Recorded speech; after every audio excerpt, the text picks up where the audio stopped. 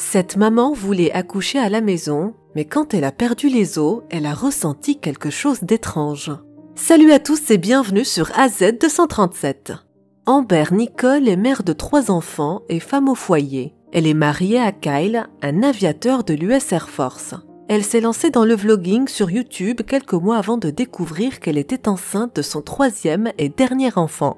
Au départ, Amber voulait avoir autant de bébés que possible, mais la nature du travail de son mari l'obligeait à déménager de temps en temps, et une famille nombreuse aurait posé beaucoup de contraintes de mobilité. C'est ce qui a inspiré la décision du couple de ne plus avoir de bébé après l'accouchement de son 3e enfant. Comme il s'agissait de sa dernière grossesse, elle a pensé qu'il serait judicieux de documenter chaque étape de sa dernière grossesse sur sa chaîne, qui commençait à prendre de l'ampleur avec le temps. Mais elle ne savait pas à l'époque qu'elle pourrait enregistrer quelque chose de tout à fait unique sur la caméra pendant l'accouchement. Enregistrer pour que le monde entier puisse le voir, c'est un phénomène extraordinaire, une chance sur 1000. Regardons son histoire. Mais avant de commencer, voici la question du jour. Je disparais à la lumière, je ne suis pas matérielle. Enfin, je suis présente partout dans le monde. Qui suis-je? Donnez-nous votre réponse dans les commentaires. La réponse exacte vous sera donnée à la fin de la vidéo. N'hésitez pas à liker la vidéo pour nous encourager. Et si vous êtes nouveau sur la chaîne, abonnez-vous et activez la cloche de notification pour ne manquer aucune de nos prochaines vidéos. Dans le but de rendre sa dernière grossesse spéciale, elle a décidé d'accoucher à la maison plutôt qu'à l'hôpital, comme elle l'avait fait pour ses 2 premiers fils. Amber et son mari ont grandi ensemble et se sont mariés en Floride. Une affectation a obligé le couple à s'installer dans le Mississippi, où ils ont eu leur premier fils. Une autre affectation a amené le couple à s'installer en Allemagne, où leur 2e fils est né. Amber est heureuse lorsqu'ils reviennent enfin aux États-Unis, car ses amis et sa famille lui manquent. Peu de temps après leur arrivée, elle découvre qu'elle est enceinte de ce qui sera sa dernière grossesse. Dès qu'elle a fait cette découverte, elle l'a d'abord partagée avec ses abonnés sur YouTube, puis l'a annoncée à son mari lors d'un dîner romantique en plein air. Dans l'un de ses vlogs, elle déclare « C'est vraiment mignon puisque ça sera notre dernier bébé. Ça sera comme notre petite surprise de Noël et nous ne découvrirons pas le sexe de ce bébé, donc ce sera vraiment une surprise. » Le couple a décidé de ne pas se renseigner sur le sexe de leur bébé et voudrait attendre qu'il soit né. En effet, elle voulait que ce soit une surprise. Mais les jours qu'il attendait lui réservaient également des surprises. Mais certaines d'entre elles n'étaient pas si agréables que cela. À mi-chemin de la grossesse, elle a commencé à saigner anormalement. Elle a eu peur de faire une fausse couche et a rapidement programmé une séance de contrôle. Lors de l'une de ses visites chez le médecin, un scanner a révélé que son bébé avait un cœur en bonne santé et que rien ne semblait poser problème. Mais aucune explication n'a été donnée à ces saignements anormaux. L'hémorragie s'est cependant arrêtée d'elle-même. Elle a ressenti les premiers signes de travail la semaine précédant Noël. Mais compte tenu de son expérience avec ses autres fils, elle savait qu'il faudrait un certain temps après les premiers signes de travail pour qu'elle perde les os. Elle a donc profité de sa fête de fin d'année avec la grossesse en ayant la certitude qu'elle ne perdrait pas les os de sitôt. Elle s'est amusée autant que les autres. Le lendemain matin, elle a ressenti une forte contraction et s'est demandé si c'était dû à son activité à la fête de la veille. Elle a immédiatement contacté la sage-femme pour préparer son accouchement à domicile. Amber est naturellement devenue nerveuse à mesure que le moment approchait, espérant qu'elle n'aurait pas à faire face à des problèmes. Kyle et une sage-femme ont ensuite préparé la piscine d'accouchement. Amber l'a ensuite fait remplir d'eau. Kyle s'occupait d'elle, lui caressant le dos pendant qu'elle était allongée joyeusement dans la piscine, et elle écoutait de la musique pour rester calme et à l'aise, une tactique qu'elle utilisait pendant ses grossesses précédentes. Kyle lui frottait doucement le dos pendant qu'elle roulait sur sa hanche gauche.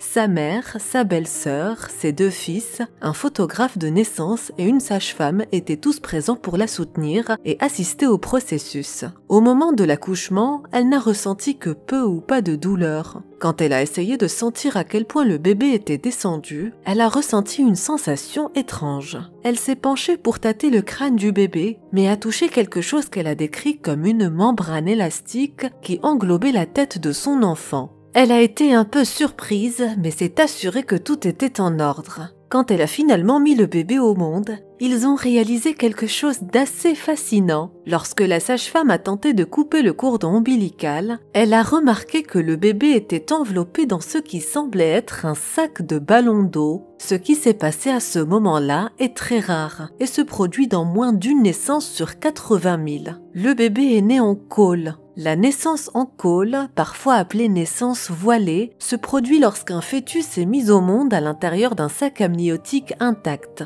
Un bébé se développe dans l'utérus dans un sac rempli de liquide appelé sac amniotique. Ce sac sert à protéger le fœtus pendant son développement dans l'utérus. Pendant le travail, les membranes de la poche se rompent, ce qui est souvent appelé le moment où la mère perd les os. Cependant, le sac semblait être resté intact pendant le travail d'Amber, permettant au bébé de naître en cole. Amber a détaillé sa 3e expérience d'accouchement dans une autre vidéo YouTube. J'ai écouté de la musique, puis j'ai fermé les yeux et je suis partie. J'étais dans une autre dimension. Le lieu où je me sentais le mieux pendant tout ce temps dans la piscine était une plage. C'est exactement ce que j'ai imaginé pendant tout ce temps. J'étais sur une plage à Hawaï, les mouettes volaient dans les airs et je me sentais à l'aise, a-t-elle expliqué. En outre, elle a indiqué que sur une échelle de 1 à 10, elle classait sa douleur à 2 seulement. Les seules larmes et les seuls cris qu'elle a pu verser étaient ceux de plaisir en découvrant qu'elle était enceinte d'une fille. C'était la bonne surprise qu'elle souhaitait. Je me souviens d'avoir déplacé le cordon ombilical entre les jambes, d'avoir regardé en bas. Mon mari et moi nous sommes regardés et j'ai regardé ma sage-femme, raconte-t-elle. Et son regard me disait « Vous n'êtes pas folle, vous pouvez le dire. » Mon moment préféré est celui où tout le monde s'est mis à applaudir en chœur après avoir découvert le sexe du bébé. C'était absolument magnifique.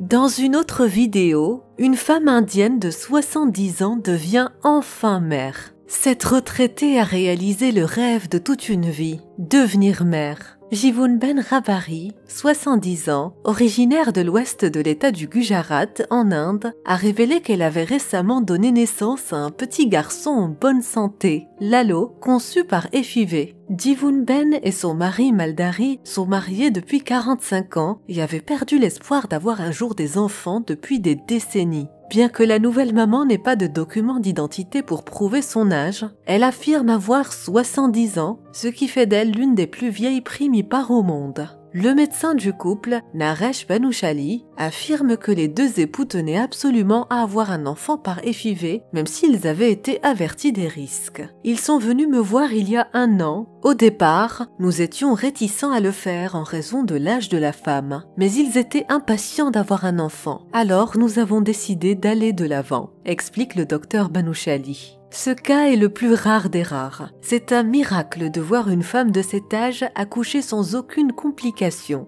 Avant de procéder à une FIV, le docteur Banushali explique qu'ils ont dû s'assurer que son utérus était suffisamment large pour porter un bébé. Nous avons dû pratiquer une intervention chirurgicale sur la femme avant de lancer le processus de FIV. Nous avons d'abord régularisé son cycle menstruel en lui prescrivant des médicaments par voie orale. Puis nous avons élargi son utérus qui avait rétréci à cause de la ménopause. Nous avons fécondé ses ovules, créé un blastocyste et l'avons transféré dans son utérus. Nous étions un peu inquiets, mais Jivunben nous a motivés. C'est une femme très positive, a déclaré le gynécologue. Après 2 semaines de FIV, le médecin a effectué une échographie et a vu un fœtus se développer dans le ventre de la retraitée. Par chance, elle a conçu dès la première tentative, a déclaré le médecin. Ils ont ensuite découvert que le bébé n'avait aucune malformation et ont laissé la grossesse se poursuivre pendant 8 mois avant de pratiquer une césarienne. Sa tension artérielle était élevée et nous avons dû la faire accoucher par césarienne au 8e mois de la gestation. Nous avions une équipe de médecins, dont un cardiologue et un médecin. Tout aurait pu mal tourner en raison de son âge. Le couple est heureux maintenant et la mère est également détendue, a déclaré le docteur Banushali. Le bébé est en bonne santé et nous le suivons en permanence.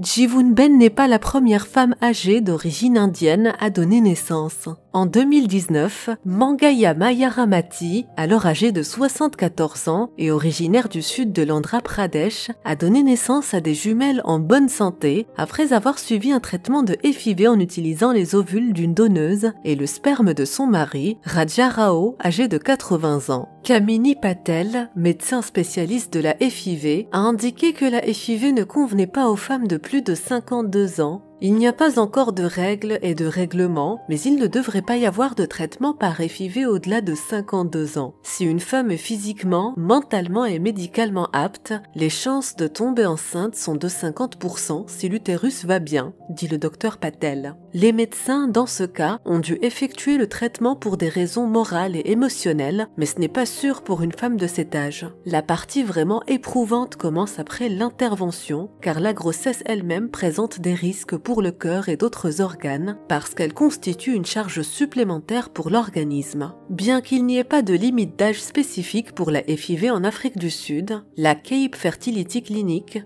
une clinique de fertilité de renommée mondiale, recommande d'avoir moins de 45 ans, sauf si l'on utilise des ovules d'une donneuse. La limite d'âge pour une personne utilisant des ovules de donneuse est de 50 ans.